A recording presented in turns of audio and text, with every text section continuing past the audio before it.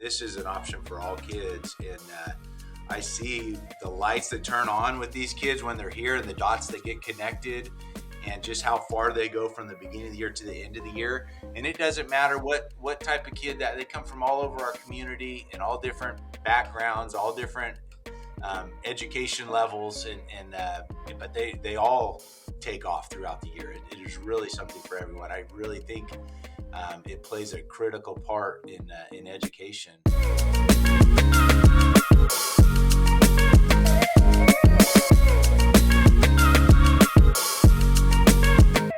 Welcome everybody back to another exciting edition of the Undisrupted Podcast. For those of you that are joining us, some interesting conversations happening before the recording button starts, which usually is always fun. Things that we can and cannot share.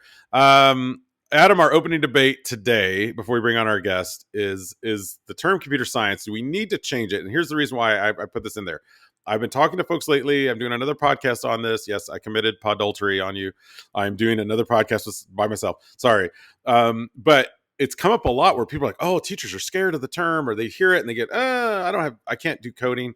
But it's more than that. It's computational thinking. It's design thinking. It's process. It's, it's talking about projects and project based. And I think those terms seem to be easier to absorb. So what do you think? Should we call it something else? Or is it just because computer and then science themselves are independently kind of like scary things to think about if you're a teacher. Like, I don't know about that. I mean, I teach first graders how to read, but computer science? Yeah. Yeah, I mean, as long as they go to computer science after reading science and math science and science, um, when you really look at the term computer science, it's the study of computers, and when people think about it, that term, it does not make it a friendly term. Just like even when you look at coding, so all these terms of that nature, they scare people because it's not what you actually think it is. I was talking to some folks about using Excel. I said, building a formula in Excel is coding. You're literally coding. If you put an equal sign and and a plus sign and hit enter in Excel and it's calculating it, you've just coded. We don't think about it that way, but it's one of those things where those terms are so like massive to people that it may scare people off, and they're saying, well, I'm never going to be a computer scientist. Why do I need to take this class when we all kind of are doing a lot of stuff in that umbrella, if you will, of computer science? But I think we need to look at how we educate individuals on the term. But I don't want to get in one of those things. Is it global warming or is it climate change? Where we just, it's a word, it becomes wordplay. We know what we're talking about, or we're just playing with the words to make people feel happy. I do like the subtle kind of change of words. I've talked to Lori Guyon, who is up in New York, and I had her on a podcast recently where she told me that she uses it in language arts. So she would say, like, when you're rewriting that sentence, you're essentially debugging it, just like you would do syntax, right? You would make sure that it actually flows correctly. Like, it won't run the program if you don't have it programmed correctly. Same with writing. And so using some terms to cross over is kind of an interesting angle. I don't know, but I would like to hear from our guest on this. So I'm going to invite up onto the podcast Brian Miller. He's the principal of Regional Occupational Programs at Kern High. Brian, first of all, welcome to the podcast. Secondly, what's your take? Should we keep it? Does it need a marketing plan? How do we get computer science not to be so scary? Well, thanks for having me on today. It's a pleasure to be here. And, I think the name's fine. I think maybe a marketing plan. One of the programs we have is a mobile app development class. And when we started that 6 years ago, I thought it would be packed with kids, but it is one of the hardest ones to fill because I think kids they get at the coding part of it. And it's, maybe not understand the careers and things like that tied to it, but maybe there needs to be a marketing overhaul. Yeah, have everyone understand, like I said, everything that falls into that. Because like when you hear healthcare, people know that you could be a doctor or a nurse. You could be the guy from Quest Diagnostic that picks up the blood and pee from the doctor. What? Wow. So somebody has to do it. But I'm glad you stopped right there, by the way. Blood and urine. Thank you for that. That's all we need to know about. But that's always like, from your Facebook doctors, someone says, well, I work in the healthcare profession. That's also the person at the desk that says what time's your appointment. They technically works in the health, but I digress on that. But when we have these terms, we just need to make sure that everyone understands that that's the big umbrella, that all these areas fall under this. Now, I don't think that's necessarily the case because computers still in 2023 scare people. And now you've got artificial intelligence, which is really scary, right? Which we've actually had, right, Brian, for more than just this last year. It's just funny that now it's like, oh, it's ever present on everyone's mind. What's your take on all that? Yeah, well, it's funny. I was listening to financial news this morning, and they were talking about. I think the Times, New York Times, had an article yesterday where the journalist did a interaction with the AI Bing bot or whatever, and got to some pretty dark places with this bot, and it's talking about taking over the world and things like that. And so it was pretty wild. The guest they had on the show had no idea he was getting into that discussion with the host too, caught by surprise. So yeah, it is very interesting. My wife's a college professor, and so she talks a lot about what's the one that writes the essays for you, the Chat GPT. chat Yeah. GPT, and that's Yeah. that's been a hot topic in our house for a couple weeks as well. So yeah, it's interesting. It's out there, but it's not going away. So in education, we love acronyms, and I need an AI just to help me keep up with all the acronyms. But I'm gonna ask you something like CT, CTEC, ROC, Okay, okay, help me out here. Help me out here. OCK in the USA. Yeah, yeah, it's kind of funny, isn't it? So Yeah. so What is that? What's the program? Yeah. So, career technical education is probably something that I think most educators are familiar with. CTE. So we have in our district, we're very fortunate to have two awesome career education facilities that all of our students have access to. One is called ROC, Regional Occupation Center, and then our new one is called CTEC, CTEC, Career Technical Education Center. So those are all the acronyms there. Um, we're a very unique district. We're a high school only district, and so we have 43,000 high school students, 19 different comprehensive sites. So yeah, very very strangely positioned. We're one of the largest high school only districts in the country, actually, which is great in some aspects. It also creates lots of challenges with partnering with the 30 something districts that feed into us that are K-8. So yeah, so that's what we do. I'm the principal over both of those centers, and it's an amazing place for kids to come and learn. Where did that?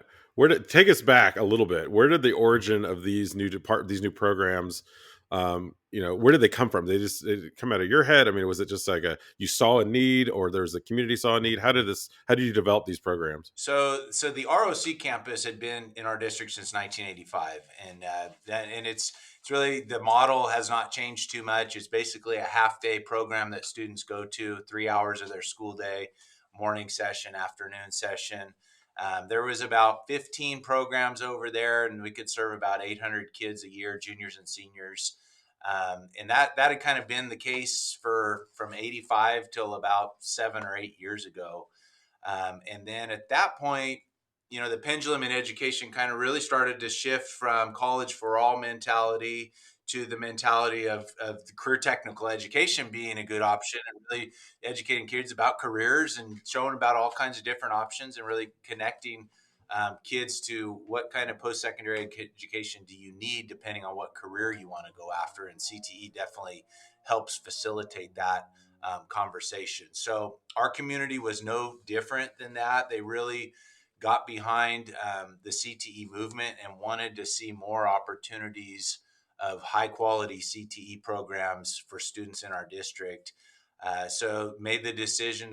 Our district put out for a bond at the time, and passed a bond. And the big bullet item on that bond was funding to build a second ROC campus, which we call CTEC, and also to expand the ROC campus and add some new facilities out there, which they put about $100 million towards that effort. So it was definitely something that, and the bond passed with 70 something percent So our community was really, it's just, it was really behind that, as well as our board at the time. And then we set out to expand. We knew we were just offering those 15 programs. We visited a lot of places around the country, went to some really high end school districts. We surveyed, put out a survey to all our students. We got about 22,000 results back, and just asked them, what kind of programs would you like to see? And talked to industry people that looked at it, labor market data, to make sure we were developing programs that fit a need. And that's really what guided our decisions there.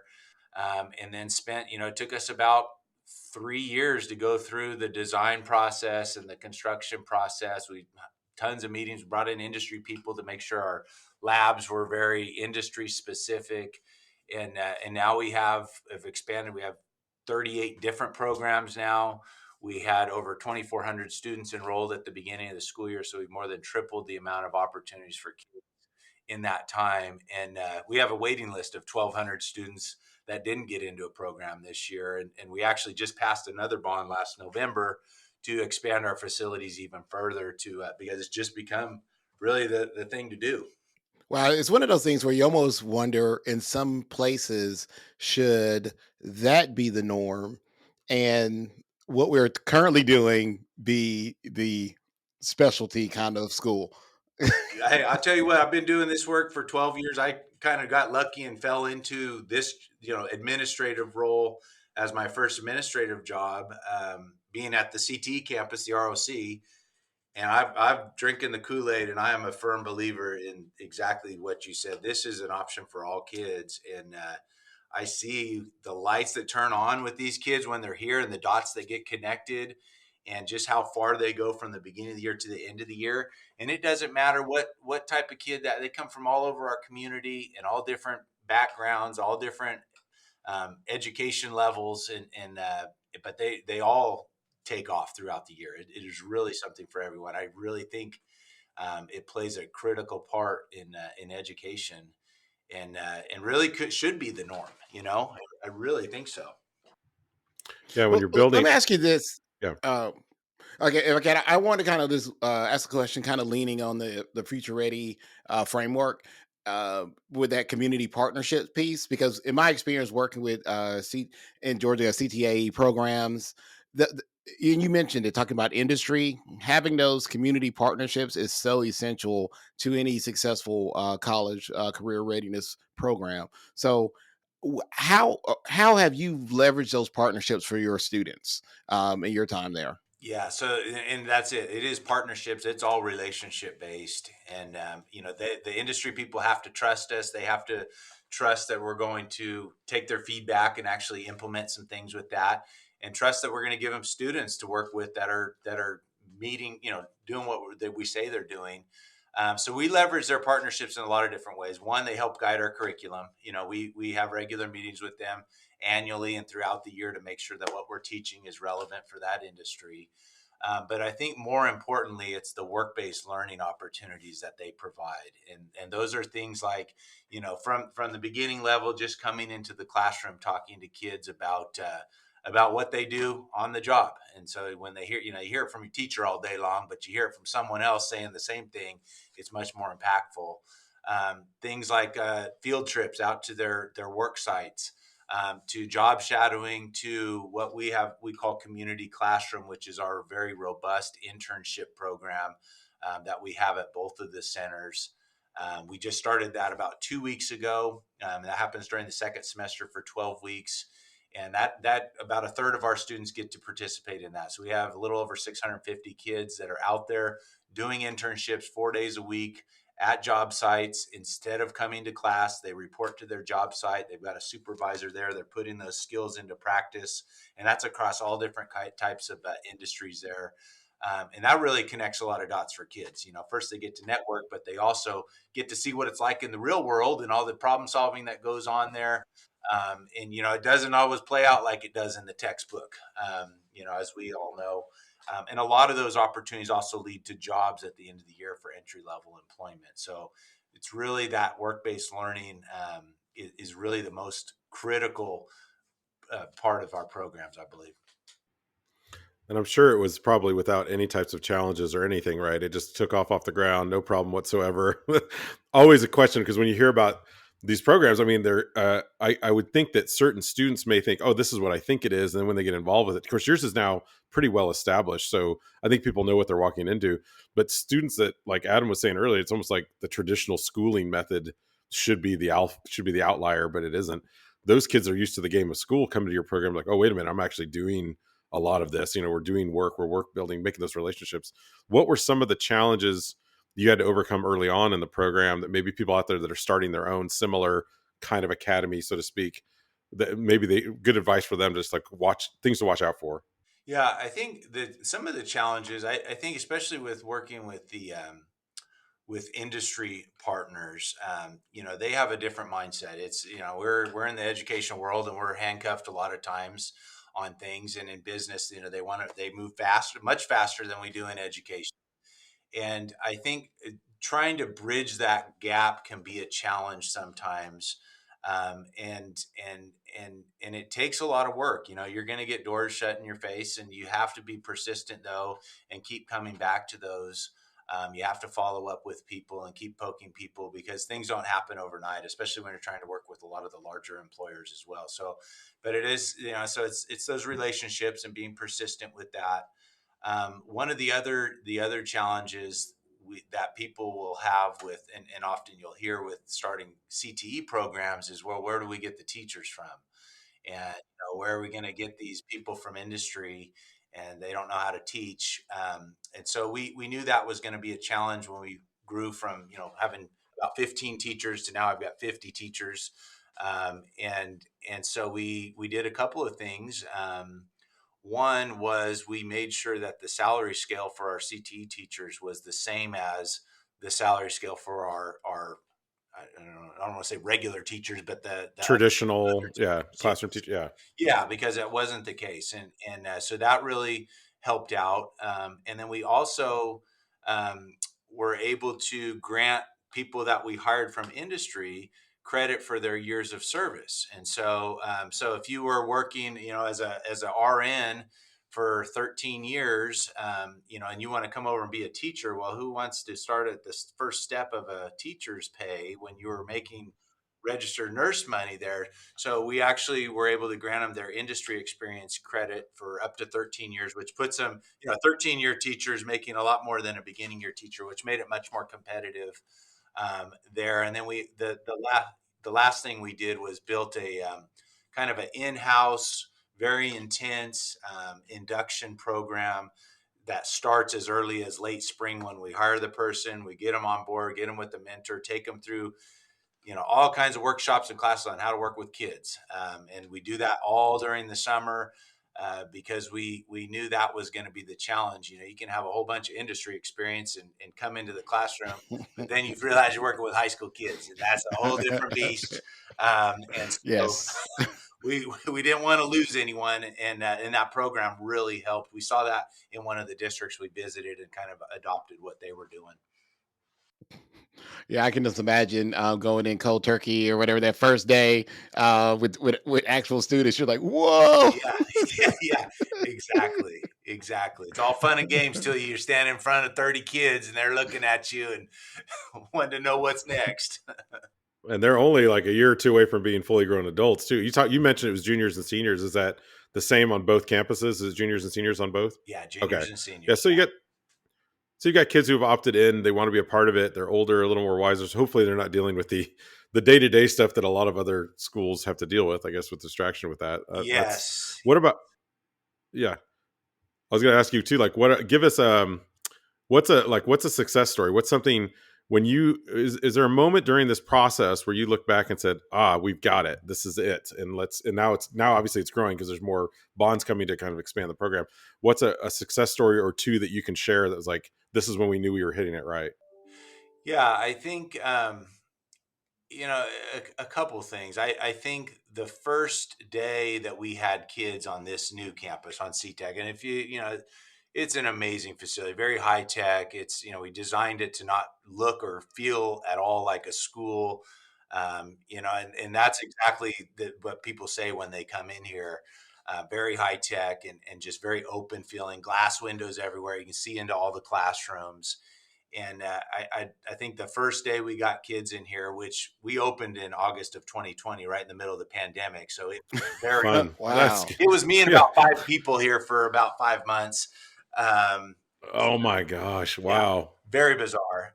But that first day that we were able to have kids back, it was just amazing to watch their faces as they walk into this school and just mind blown. And that's happened this year, the first day of school as well. We do tours when kids come here for tours. I'm giving tours weekly to groups of people. And every time I do that, it doesn't get old because they're just amazed with the level of just what's going on in here. So that's really, I think every time I get to do that, I'm reminded of what an awesome experience this is, or what an awesome place it is. All right, so I'm gonna throw a curveball Oh in boy. this conversation right now. So, Do it. all right, protecting the innocent, protecting the innocent. What's like one of the funniest stories that you can tell us that you run into in your role as principal of those two campuses? What's just like the, whether it's a parent, teacher, or student that's just like, oh my gosh, you're not going to believe this. Well, funniest story. Okay, I am going to have to think for a minute and try to protect the innocent, because I definitely don't want to get myself in trouble either. Right. Right. Yeah. Be careful. Be careful what you share. I will tell you. Okay, so Yes. this is pretty tame. So one of the new programs we opened at the ROC campus, brand new facility, was our cosmetology program, and it is a beautiful facility. It's got a full functioning salon, multiple classrooms. We got 3 awesome teachers. I mean, it is the real deal.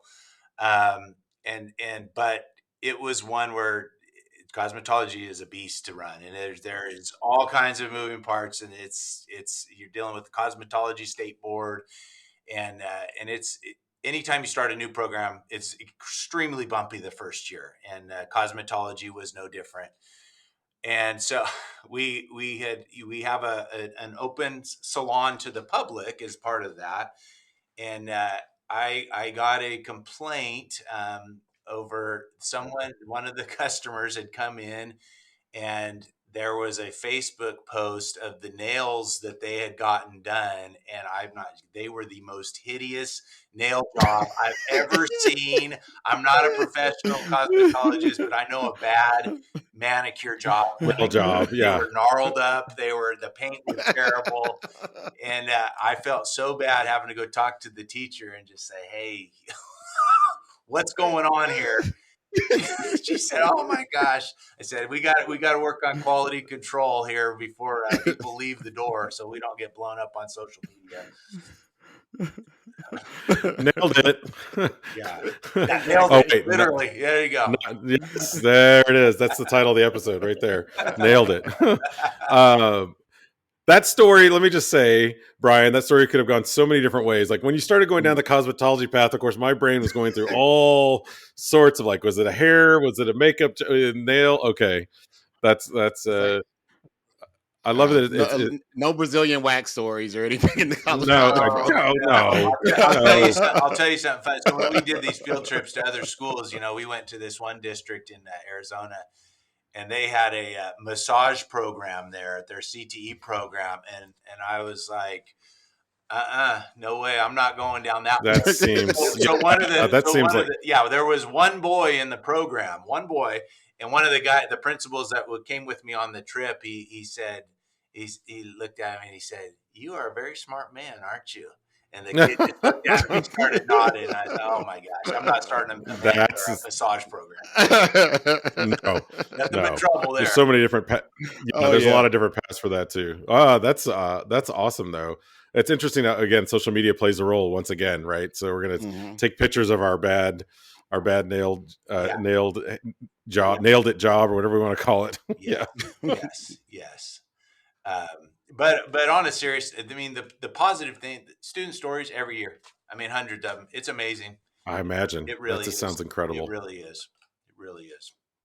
So let me ask you this. This is something we try to ask all of our guests when they come on the show to really help other individuals in their role. So as we just stated, there could be a lot of fun things, a lot of odd things, wonderful things that happen in our space. But what is something that you do each and every day to keep yourself undisrupted in your role?